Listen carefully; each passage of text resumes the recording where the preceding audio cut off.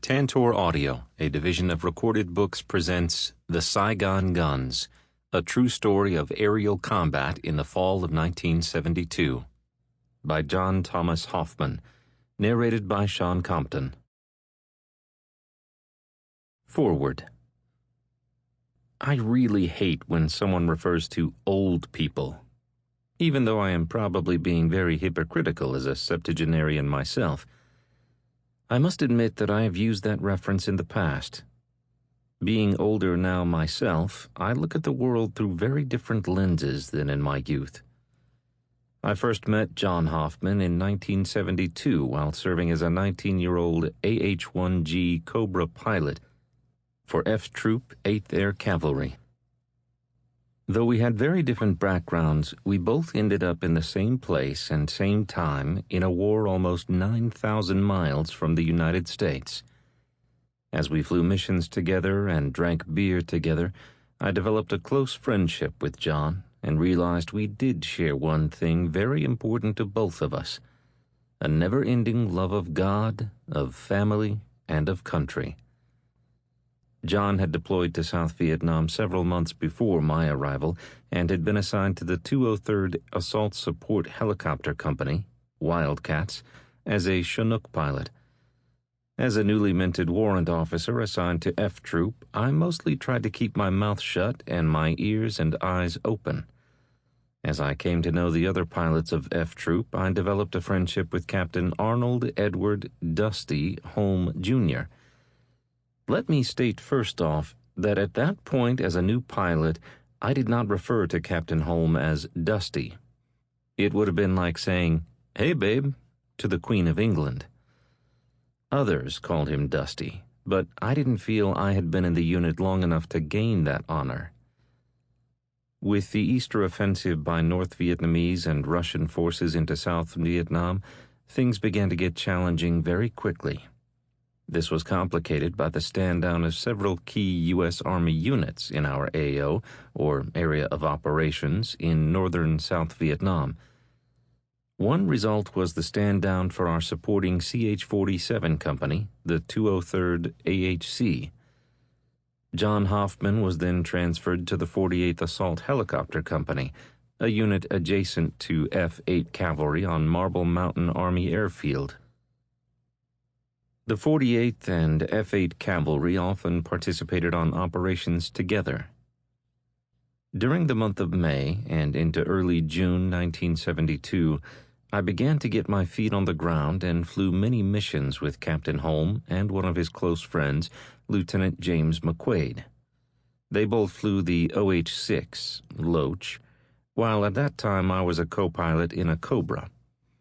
I developed a deep respect for Captain Holmes's flying ability, but at that time still never called him Dusty.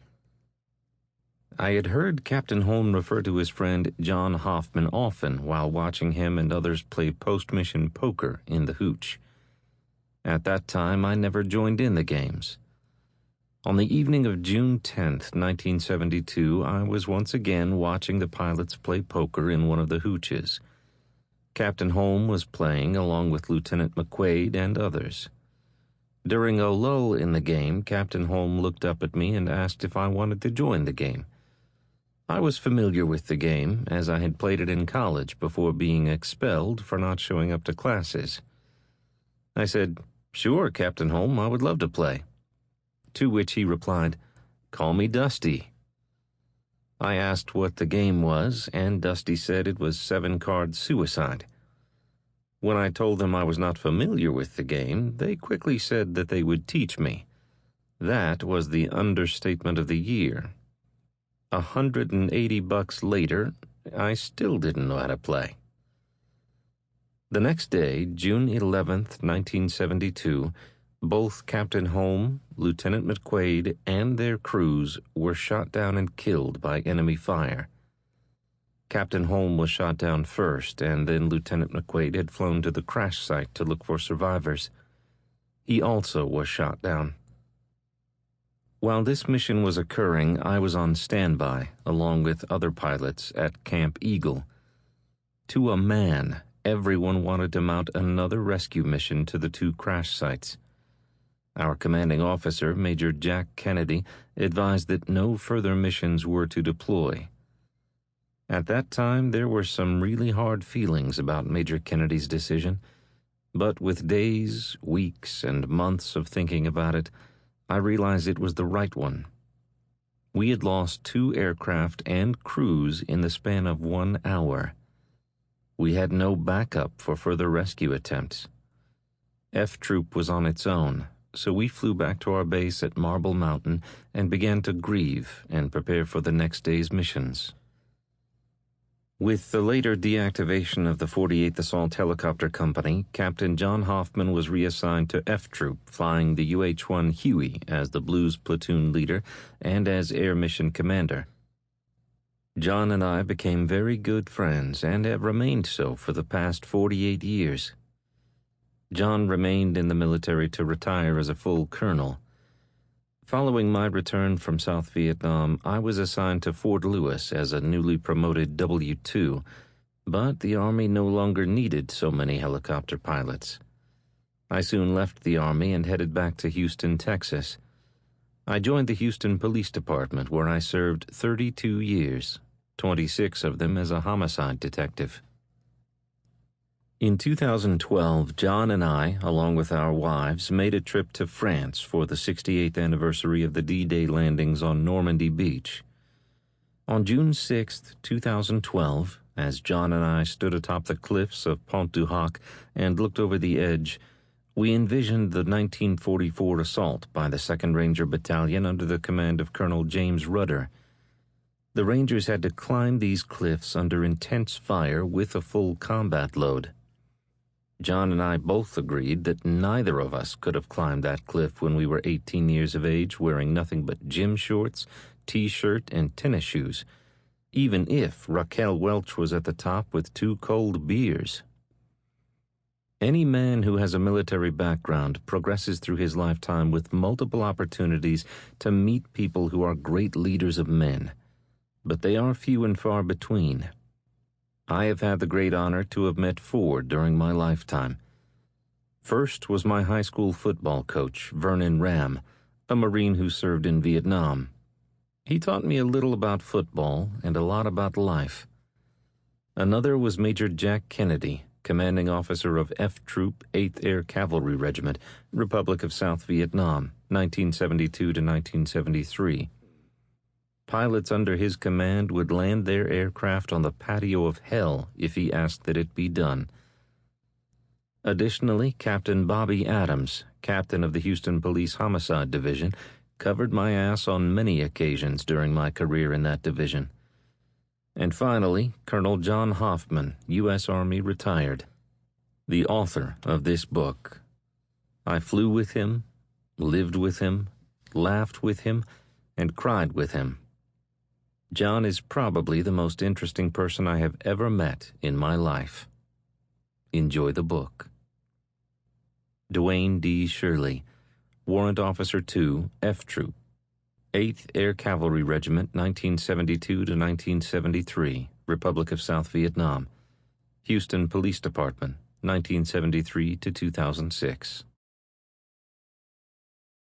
Preface. I have lived much of my life as a warrior.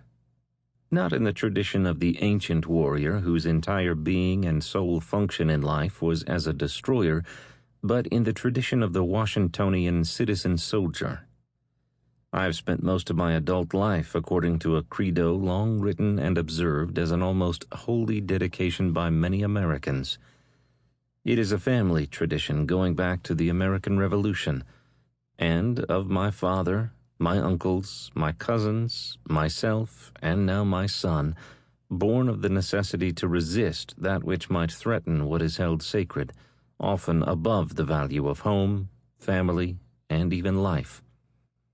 That credo carried me through a 31-year military career, with service in the United States, Southeast Asia, and Europe, and then numerous long and arduous days in various civil military operations, helping the nation recover from disasters of one sort or another, and recently a stint with the new U.S. Department of Homeland Security, helping to protect this nation from another terrorist attack.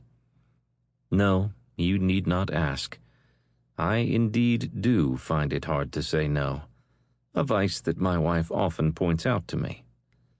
I guess that was how I was made, as the son of a veteran of World War II, Korea, and Vietnam. During my time as a civilian in government following the attacks on September 11, 2001, I was asked by a colleague whether my service in South Vietnam still haunts me. I was surprised at his question. He was much younger than I, and he admitted that his understanding of the war in Vietnam came from movies and TV. I was not surprised. Few younger than my generation have direct knowledge of that war or its context. The result is that the current prevailing view of that war is actually a political fiction, fostered by the media. He also asked what most often reminded me of my time in Vietnam. I instantly, as always, knew the answer to that question. The smell. I grew up with smells. Our military family lived all over the U.S., from Hawaii and Alaska to Florida, New York, and Virginia, and even in post-war Europe. All had unique smells. Some pleasant, some not, but at least most of the time anyway, you got used to them. I recall the strange smells on the World War II battlefields of Europe as a teenager. I remember the World War II veterans on the Normandy beaches talking about the smell of battle. Later, as I worked my way through college as a full-time fireman in Fairfax County, Virginia, I experienced new but unpleasant smells. These smells came from chemical accidents, trash, forest and structure fires, and human bodily fluids and functions, and the dead. But the worst, by far, at least up until that period of my life, was the smell of burned human flesh. It is a terrible, persistent, and penetrating smell. It does not quickly leave you as most smells do. It stays on your clothes and equipment even after washing, and it hangs in the air and gets on you and stays there. And nothing smells worse. Then I got to Vietnam. Yep, it can be worse. The smell that hit me the day I arrived at Bien Hoa Air Base near Saigon was sudden, overwhelming, and almost like a physical blow to my body. Oh, God, I thought. Is this place covered in dead animals, feces, trash fires, and burning human flesh? My mind raced through the potential sources of the smells filling that noxious air. My dad had warned me, after his 2 previous tours in South Vietnam, but a spoken warning is not sufficient, I now knew, to prepare you for the shock of that initial exposure. How could anyone live here? Why would they want to live here? And what is worth fighting over in this odorous place? No, I did not get used to that smell. It permeated everything. It was in my underclothes, my jungle fatigues, my flight suits and flight jacket, my survival vest, even, it seemed to me, in the metal of my sidearm. Of course, the insides of our aircraft over there were the same. They all smelled rotten, all of the time. Even years later, after my initial return from South Vietnam, that smell would unexpectedly assault my nose. This happened when I would climb into a helicopter or airplane that had spent any time in Vietnam. My dad and I would discuss that smell often over the years after our service in Vietnam. He and I served there at the same time, in 1971 and 1972. We would both smell something that triggered the recall of that Vietnam wartime stench, or we would simply recall some event or experience in country, and the smell would rush back into our minds unbidden. We both hated the smell and its return to our nose or mind in the years afterwards. But it was there, in an unpleasant life experience that we shared, along with so many other memories of that time. This book will, I hope, convey the reality of service as a U.S. Army combat helicopter pilot in Vietnam, and also dispel some of the myths and falsehoods about the experience of serving in the United States Army in the early 1970s and as a combat helicopter pilot in Vietnam. While my experiences are truly only mine, and I do not pretend to suggest that mine are the same as all others, perhaps my reflections here will help, in some small way, to correct what I have seen incorrectly portrayed across the press and in Hollywood, and to give you a taste of what it was really like to have been there when I was there. I most importantly want to try and give you a sense of how many of us, from a Vietnam warrior's viewpoint, see that experience today. The facts and events narrated here are to the best of my recollection. Any omission and errors here are mine alone, and the opinions I express in the book are mine, and are the result of many years of thoughtful consideration. This book contains the content of contemporaneous notes from my time in the Republic of Vietnam, RVN, letters I wrote, and chapter drafts that I began in the early 1980s. It has taken me, working on and off between life events and the health challenges from having served in South Vietnam, decades to complete this book of my experiences as a young military officer and my service in the Republic of South Vietnam. John T. Hoffman, Colonel, U.S. Army, retired. Chapter 1. My dad was a fighter pilot. As I watched TV news during my junior year in college, I saw the reports of carnage and death in the war in South Vietnam. The quickly evolving helicopter war was becoming a very dangerous place for American soldiers, particularly so for helicopter crews. In 1968, U.S. troop strength peaked at 540,000 in country, and losses totaled 16,899 U.S. soldiers that year alone. The news reporting was detailed, and images of combat appeared on television nearly every evening. The war was clearly not going in the direction that some in our government were suggesting. Aircraft losses in Vietnam were staggering, with helicopter crews seemingly getting the worst of it. The news reports, I noticed, were focused on two things. First, how many Americans had died, and second, how many helicopters had been shot down the day before. Being a helicopter crewman was seen as one of the most dangerous jobs in the war, but not as dangerous as an infantry soldier or grunt on the ground, slogging through the jungle and rice paddies. I did not want to be a grunt. I watched as friends and acquaintances were drafted. Even firemen in Fairfax were being drafted. There were very few protected jobs that could keep a young man from being drafted. Those of us in college knew that when we graduated, we likely were going to Vietnam, if the war had not ended by then. I had no intention of being an infantry soldier, particularly an enlisted soldier. I wanted a commission as an officer, and by 1968 I realized I would be better off as a pilot. I hoped to be sent, after graduation and commissioning, to the year-long fixed-wing flight school. Staying in college and in Army ROTC earning that officer's commission was one way to dodge the draft for 4 years. Then another year in flight school, and hopefully it would be all over before I could be sent to Vietnam. It did not work out quite like that. I grew up in the military. As a child, I never lived anywhere more than 4 years before my father was transferred. We lived in Hawaii, Colorado, New York, Alabama, Alaska, Virginia, and France, all before I reached high school. Starting in 1961, I attended the Paris American High School in Garches, France. At the time, I was one of 6 children of an Air Force officer assigned to EUCOM, the U.S. military command for Europe in the 1960s, located near Paris, France. I grew up around the military and knew many of my father's military friends and associates.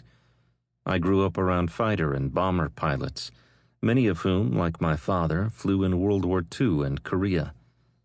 My father, a West Point graduate and an Army Air Corps pilot during World War II, shared stories of some of his experiences in that war, but most were stories of humor or unusual experiences flying, or on a very rare occasion, he related a specific mission or event. I also knew he had some involvement in the Korean War, but he always said it was very peripheral. Growing up on or near military bases gave me some knowledge about the military, its organization, and the basic history of World War II. My father had flown in the Pacific Theater and had not been involved in military operations in the European Theater of Operations, ETO. I did have a distant British uncle, E. Ford Davis, who was a Battle of Britain pilot, and I had heard some stories from his perspective, but nothing about operations over Normandy and D-Day itself. Living in post-war Europe so soon after the end of World War II, where the destruction of that war was still all around where we lived, quickly brought me an understanding of the impact of war on the people who suffered through it and those who fought it. Early in my freshman year at the Paris American High School, word passed quickly through the U.S. military and dependent community in Paris that a new movie about D-Day was to be filmed in Normandy. A few weeks later, all students were asked to come to the auditorium after class. A Mr. Zanuck was introduced.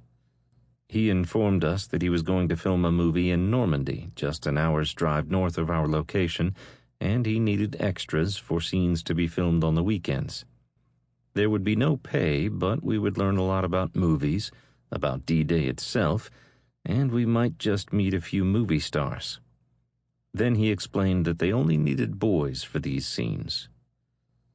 What followed on weekend trips to Normandy, scattered over the next few months, was an amazing introduction into film and documentary making.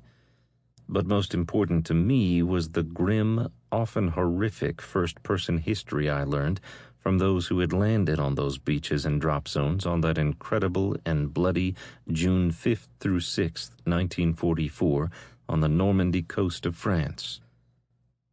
We met and listened to the stories of paratroopers, infantry soldiers, and the airmen who had actually participated in the June 6, 1944 Allied invasion of France.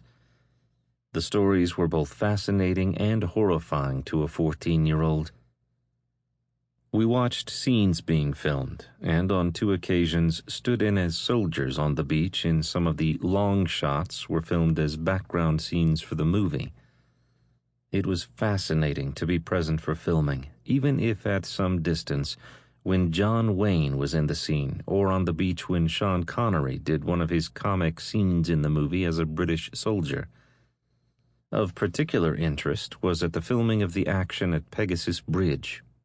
Here we listened to actor and D-Day veteran Richard Todd, who in the movie played his commander, Major John Howard, relate the facts of the actual battle and his own personal experiences that day at Pegasus Bridge. All the Hollywood actors, the current British and American soldiers playing the previous generation in the movie, and we young onlookers stood in awe listening to his recounting of the actual operation that terrifying day. Even Sean Connery stood listening intently during one session. Of course, true to his British television character at the time, however, it was not long before he was telling humorous one-liners to those around him, British, American, and German. I, like many others present, came away with a new respect for what a hero is and what the price of courage is on the battlefield. I hoped I would never, ever be called upon to fight in a war. During the filming of another small part in the movie, I witnessed the recreation of an event from the German Army perspective.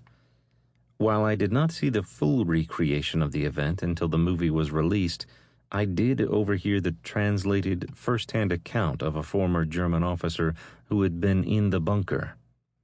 He recounted the experience and described his fear upon seeing the massive extent and scale of the Allied fleet coming over the horizon directly toward his position, and the ensuing bombardment of his portion of the German defense line. It was clearly a very frightening experience for him, and his retelling of the experience left a strong impression on me. What it must have been like for soldiers on either side of the battle that day. What a frightening, nerve-shattering, and debilitating thing to find yourself amid such chaos and violence. How did any of the soldiers that day focus on their duty or function, whether attacker or defender? How does one overcome such paralyzing fear? During this period, my father decided that my brother and I should see some of the horrors left over from World War I and World War II firsthand. We visited World War I battlefields and graveyards. We saw the bones at Chateau Thierry, and we saw the trench of bayonets at Verdun, and the church where hundreds and hundreds of skeletons of World War I soldiers are interred behind glass. We visited World War II battlefields and the American cemeteries in northern France, including the one above Omaha Beach where Dad took us to the graves of members of his West Point class of 1944 who died in the ETO after D-Day. It was very moving for Dad, my brother Kip, and me. We went up to the top of the cliffs at Pont du Hoc and stood in fear and awe as we looked down and saw the extent of the obstacles that the Rangers had faced when they assaulted the dug-in Germans at the top. I recall that my palms began to sweat as I looked down. It made the war and its impact even more real to my brother and me. Some weeks later, our father took us to the concentration camp at Dachau, just north of Munich, West Germany.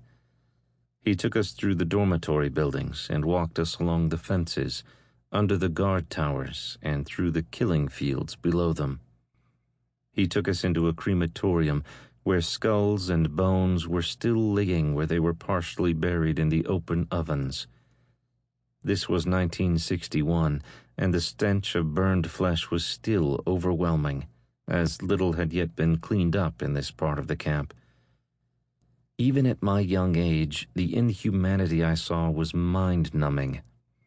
I was stunned, and my brother and I both ran out and got sick. There were buckets outside the doors, expressly placed there for this reason. I asked a camp guide outside why things were still left in there as they were when the camp was liberated. He said in accented English that it is so because we must never forget. My father then told us that the U.S. Military Occupation Command still required that such camps were maintained as they were by the local German government, and that local Germans were encouraged to tour the camps. When The Longest Day movie premiered in Paris in 1962, we attended one of several premiere showings at Paris theaters. During that showing, there was little noise in the theater from the audience. All sat in complete but intent silence.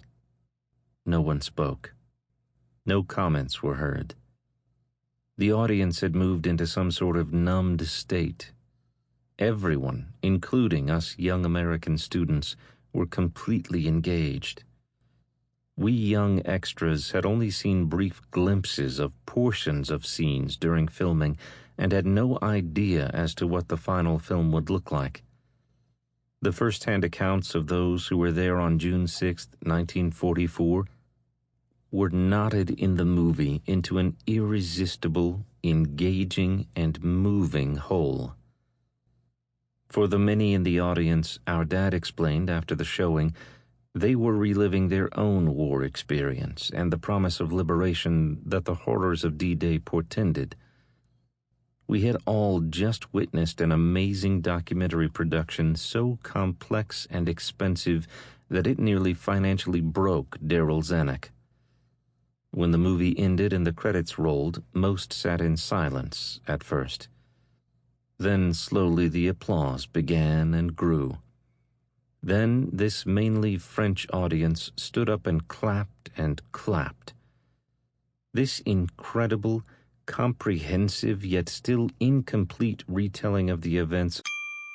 Sample complete. Ready to continue?